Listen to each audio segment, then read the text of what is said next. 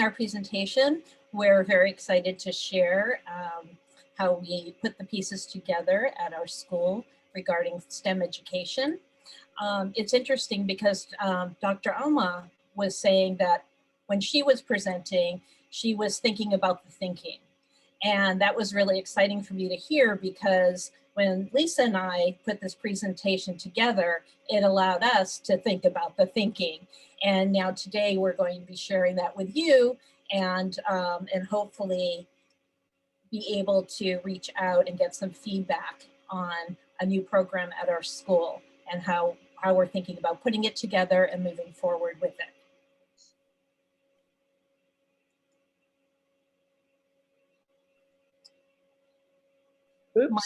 My name is Nanci Shrager, and I am an instructional coach at the school and a teacher specialist in the area of STEM education, science, and history. I've been at the school for 29 years in a variety of different positions, from elementary school to high school and administration. And now I have the luxury of focusing on STEM K through 12 with my partner. Partner in crime, yes.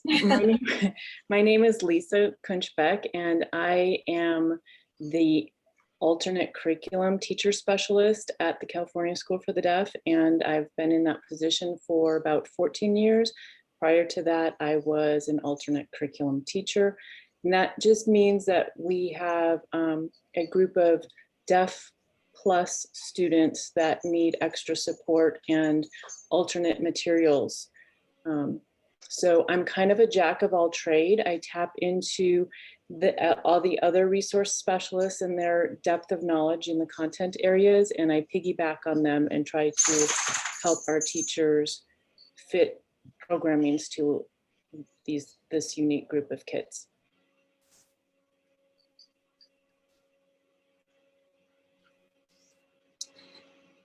As we mentioned, we do work at the School for the Deaf in Riverside. We're a pre-K through 22-year-old campus. So we service all of the students that are involved in public education. We're located in Riverside, California. And I know that some of you are close by. So hello to our neighbors and hello to our other neighbors that are a little bit further out. We have 376 deaf and hard of hearing students enrolled on our campus currently, and we serve 13 counties in Southern California. And what that means is there are no students technically signed to a local school district called the California School for the Deaf Riverside. All of our students come from those counties and those local school districts. So they go through the IEP process and they're sent to us. When they live over an hour away, then they live on our campus as residential students. And if they live closer, then they function as day students, as they do in your programs.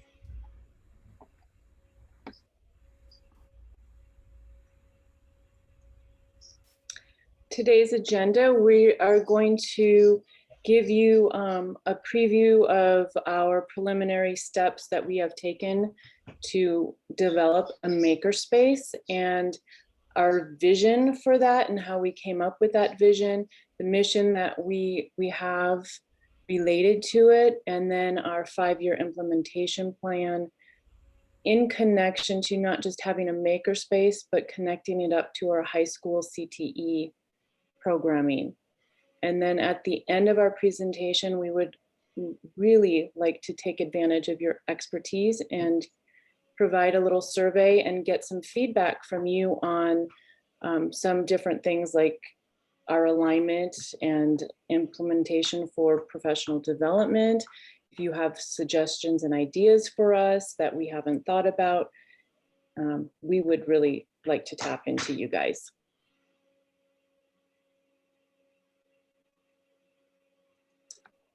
Come on. Okay, my mouse just stopped. There we go. Nope. I'm going to stop having this as a full screen because I'm having problems with it that way. Let me know if this is big enough for you guys to see everything. Yes? Okay. When we started the makerspace conversation, we needed to keep in mind the needs of our learning community, and that is our deaf and hard of hearing community. And we went and we looked at the statistics on what's happening in the world of deaf people in general, regarding employment, regarding in careers.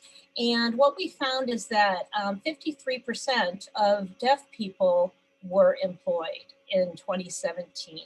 That's when the United States presented a survey and was able to collect the data for that. The most common field of deaf adults was the manufacturing industry field. And the next in line was the medical field, which was very exciting for us to see, because when we're talking about STEM education, that is where we could focus and strengthen on our campus in order to provide tools for our students in order to have solid careers and employment in the future. As you can see at the bottom of this slide, it does show the comparison between deaf individuals and hearing individuals, and only 46% of deaf individuals in California are employed. In Greater Los Angeles and the surrounding counties, we have about 800,000 deaf and hard of hearing people. So that statistic is very, very low. And we wanted to improve those statistics and create an environment in which deaf students could excel and succeed through CTE programming and STEM practice.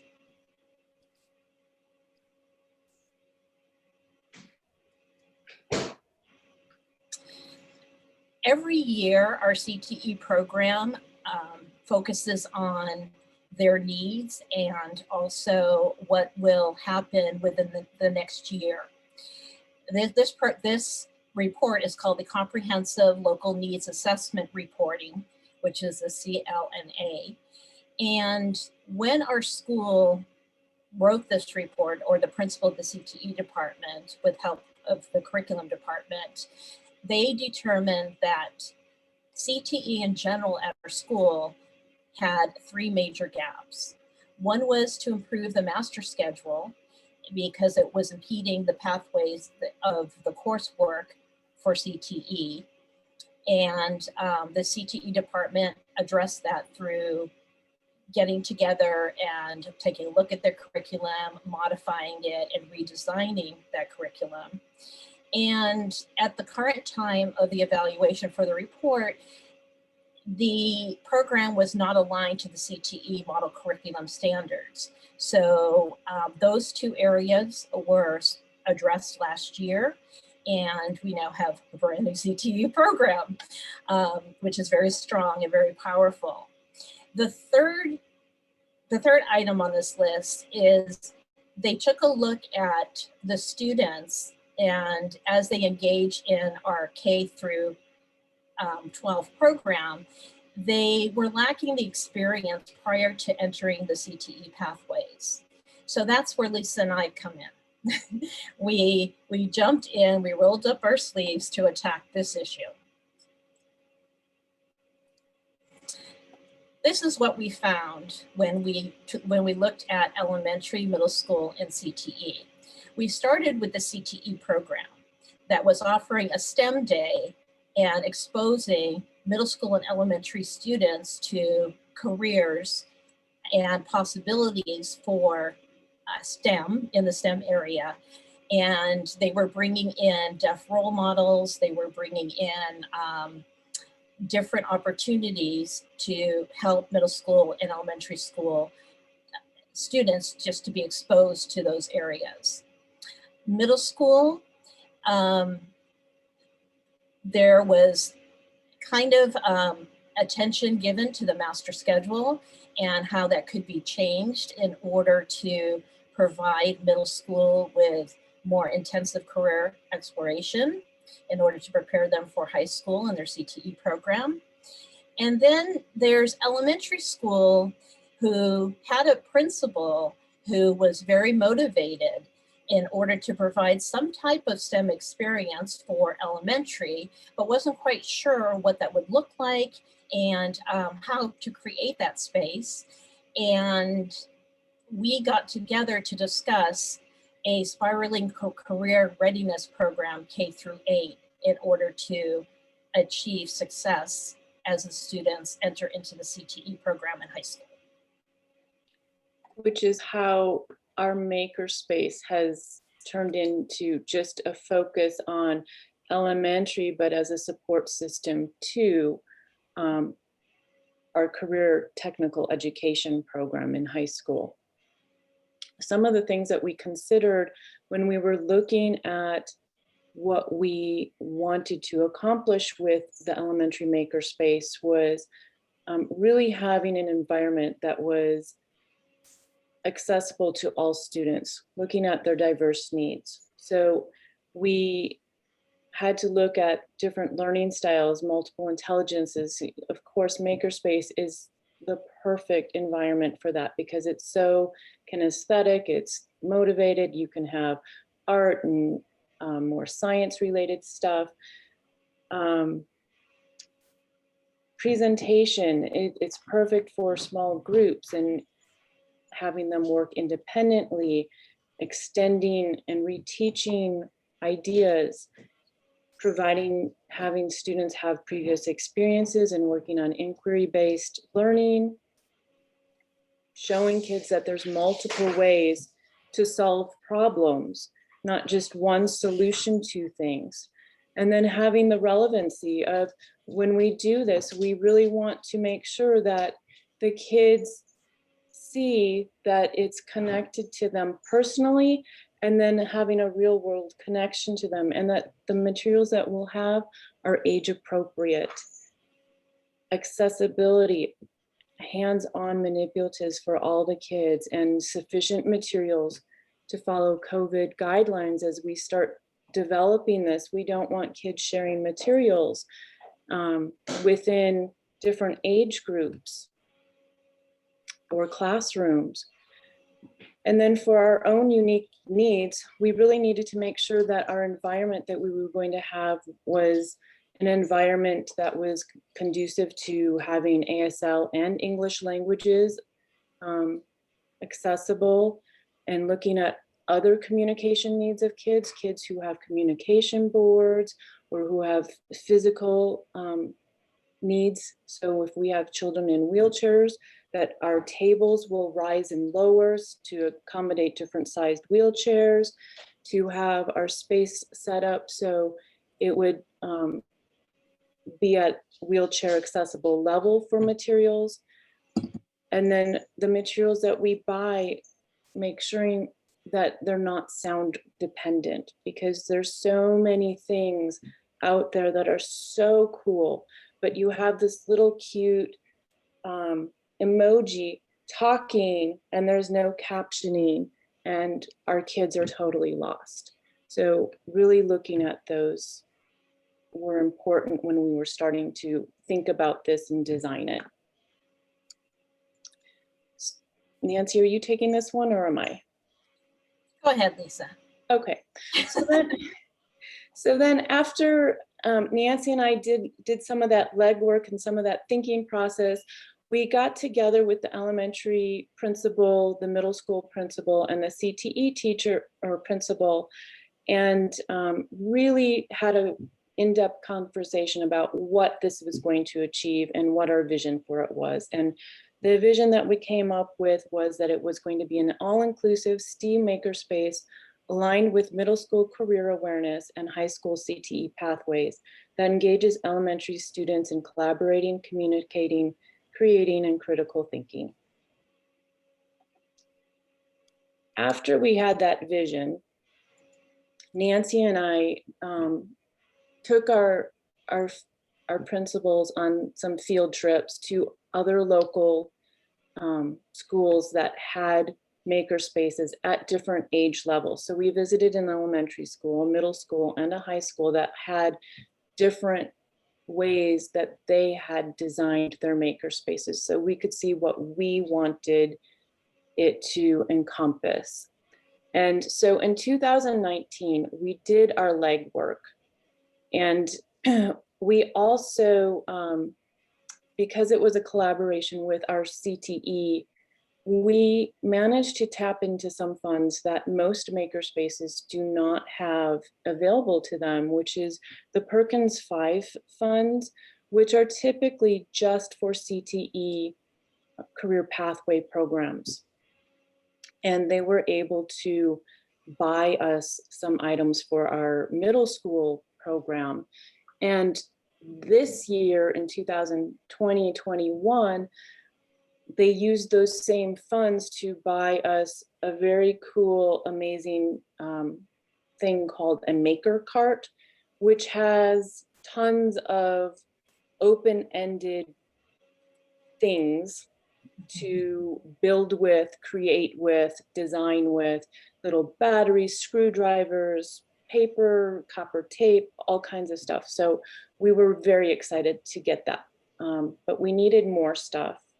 So we also bought Legos and Connects this year that will have the ability to have more guided lessons until students can develop some skills in the makerspace, and then very open-ended activities just by building and creating with them.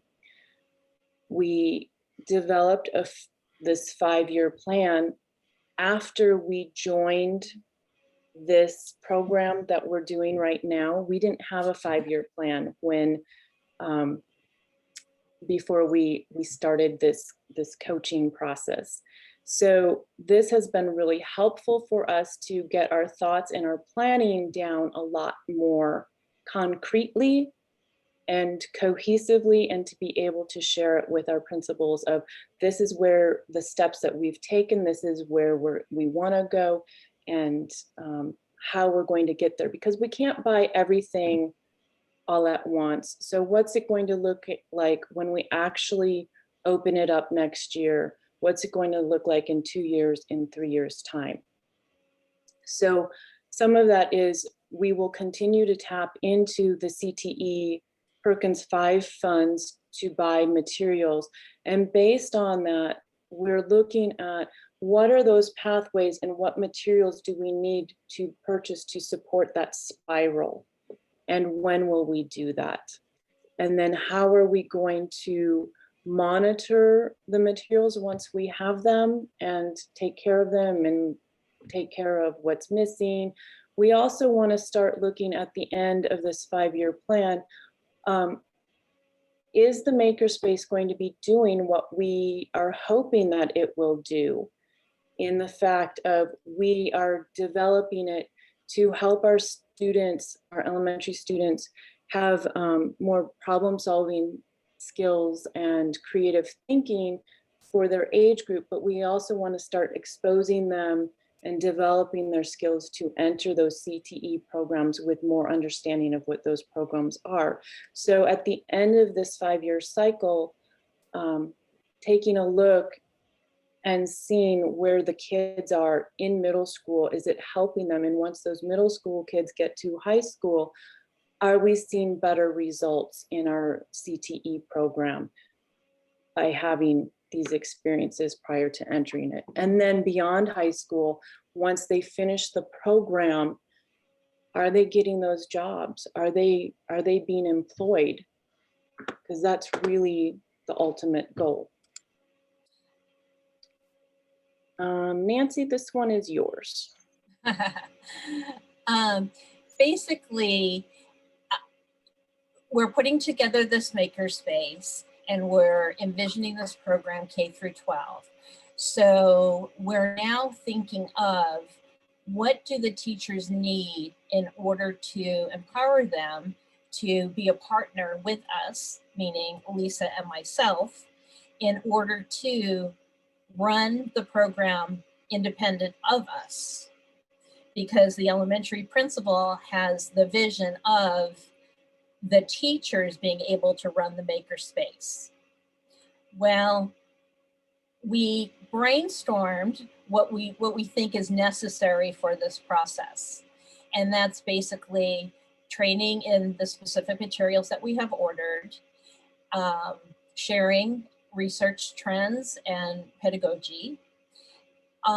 Lisa and I will spend a lot of time modeling for the teachers, being able to be in the space, addressing the students, teaching them and modeling how to think and what the expectations are in order to be open-minded, be a problem solver, be logical, and also to take risks and have that be safe for them.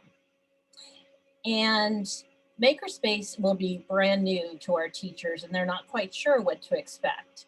So we will introduce more hands-on ideas and minds-on, and also the safety protocols in order to be in the space safely.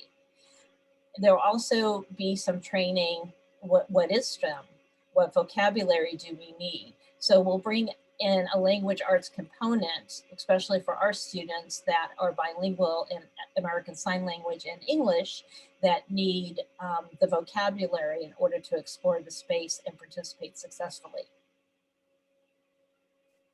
Okay, that slide was actually, for some reason, got booted in out of order. Yeah, we moved So it. apologize for that. We're going to go back to the purchasing plan and buying materials. So we wanted to, when picking out materials, we want to be mindful of our vision, that our goal is to support the CTE program. We don't want to just buy stuff because it's cool and it looks neat and we just really like it. We want it to be relevant to our students and follow our mapped out plan when we do it. And always in special education, we always have to have a plan B. So if we want these materials, we think these are going to support it, but they're not going to work out, or the teachers tell us that they really want it later on, but we do some investigation. We need to be able to come up with an alternative material for them that will work for our students and do the same things that our teachers are wanting, but what they chose might not be what will work best for our students. So being mindful of the plan, we wanted to look at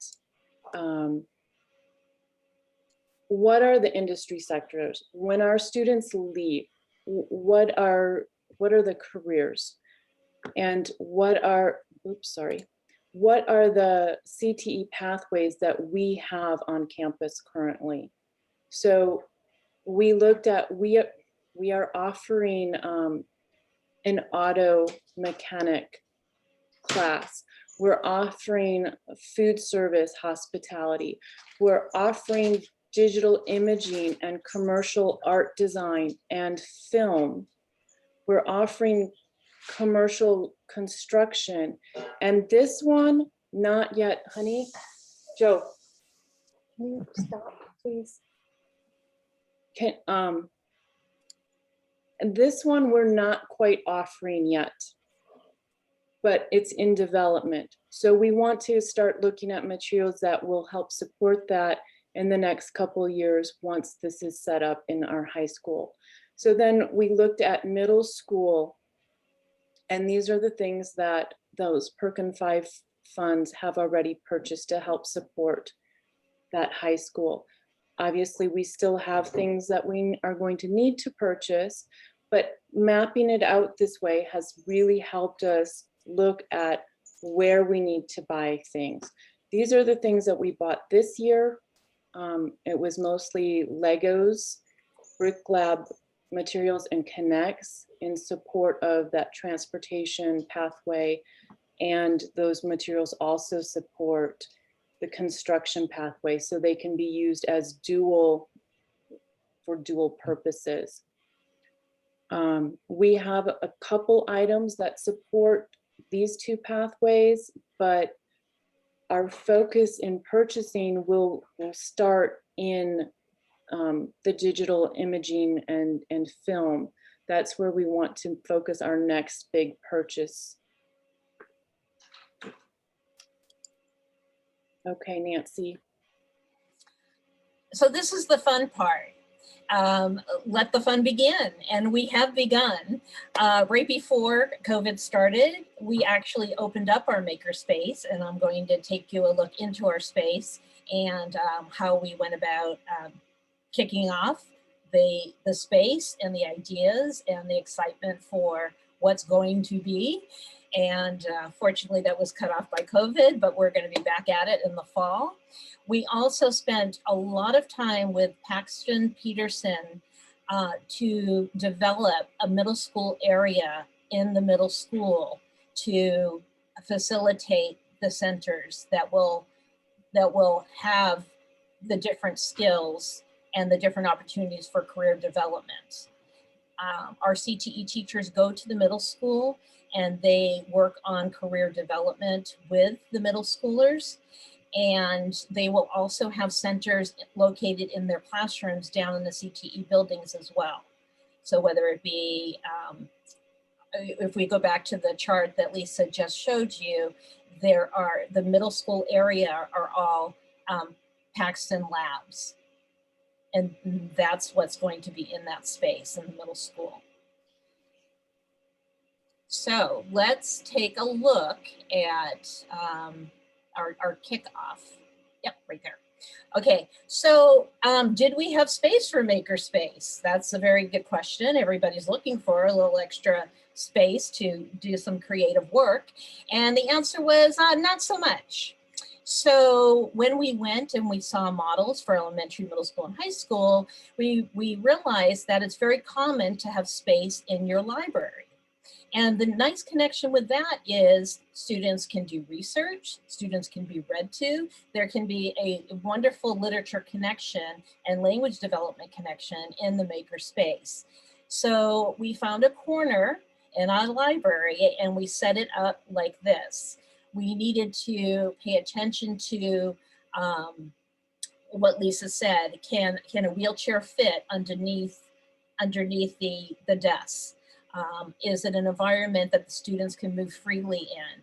What about the students that don't have very good fine motor skills or gross motor skills?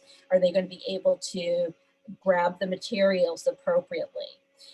In this space at the very top, we do have a traditional Lego wall, but on the right side, we also have a Duplo wall for the students who are in chairs who do not have sophisticated gross motor skills. So we want to provide the same experiences for the student, but our tools need to change sometimes. And so this is what we're constantly thinking about as we're moving through the space and we're creating opportunities for our students to learn about STEM careers and develop ideas that are critical for their development. The next slide is our grand opening. And what we decided to do is open it up with a very light introduction, and we had a huge Lego day.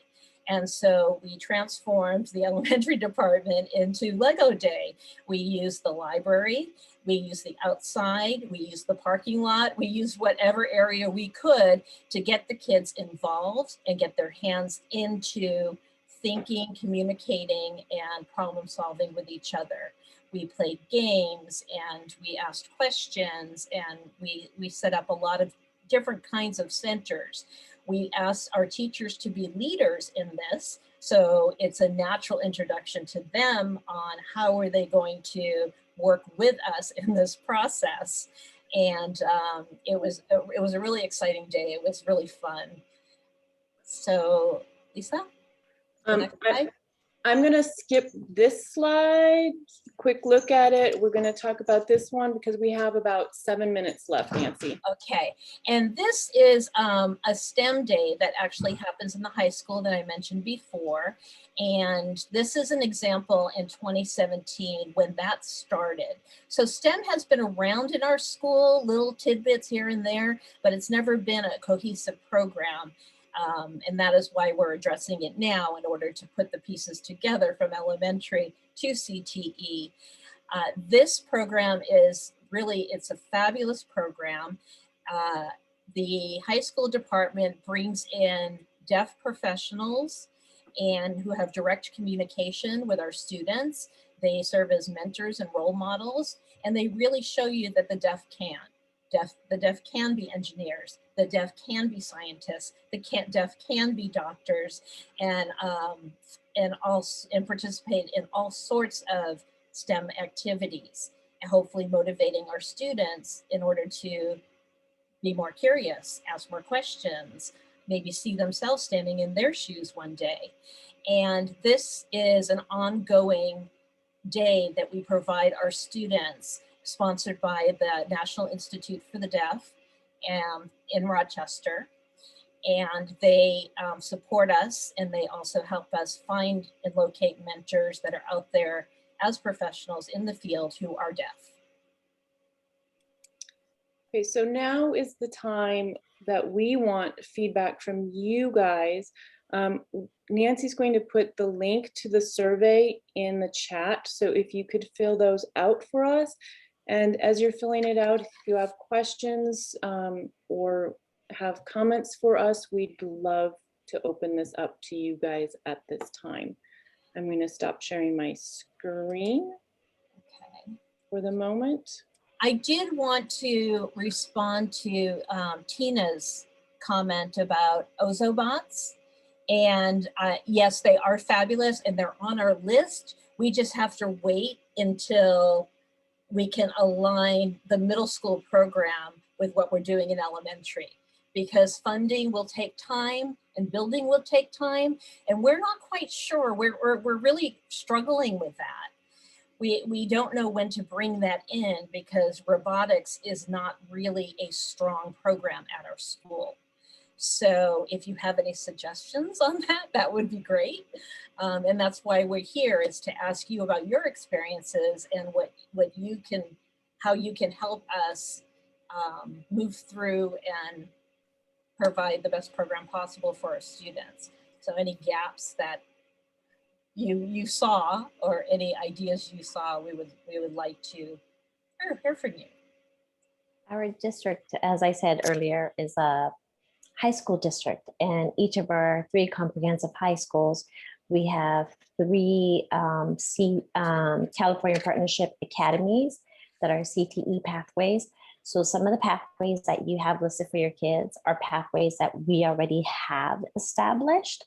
One thing that I would suggest for the high school level, if you have any local community colleges or even four-year colleges who would like to partner up with you so that the students can have the dual enrollment, so they earn the college credit and get that college level experience. So by the time they finish high school, they could have some sort of certification.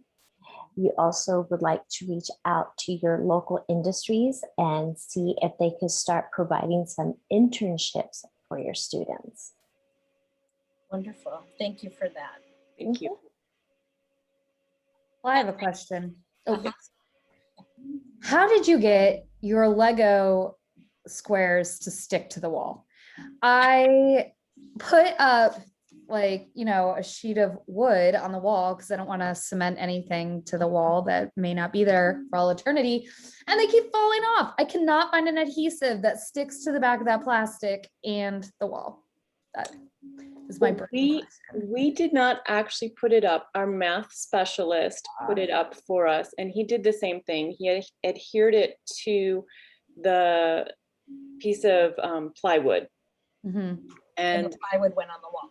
And the plywood went on the wall. I think he just used something like Gorilla Glue. But we are going to ask that, him, I don't know. And I will send you all of that information, the directions and everything that he ingeniously did. Thank you. But, okay, I'm going to write your name down here.